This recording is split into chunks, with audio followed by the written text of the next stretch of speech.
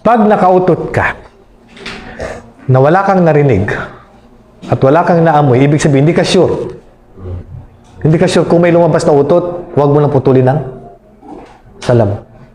Pero kung nakasigurado ka na may lumabas na hangin sa'yo, at naramdaman mo yun, ibig sabihin, puputulin mo ang salam. Alis ka. Alis ka. Paano Ustad kung nandun lang sa pasigtan? Alis ka. Alis ka pa. Kasi kahit ituloy mo yan, hindi naman tanggap salam mo. Hindi ba pwedeng nakaupo ka lang? Wala. Kailangan mong umalis. Kailangan mong umalis. Kung ikaw ang imam at alam mong may papalit sa'yo, umalis ka. Kasi hindi matatanggap ang salam mo na magpapatuloy ka na nakautot ka. Naintindihan? Eh kung mabaho pa yan, hindi makahinga yung mga katabi mo. Ano yung Ustad? Pagkasalam, di ba, umalis ka, tapos pwede ka bumalik para magsimula ulit. Mag-start ka sa kung ano yung naabutan mo. Okay. Kung ano yung naabutan mo, yun, nasasalahan mo. Tapos papalitan mo na lang yung nakaraan. Naintindihan? Okay. Sa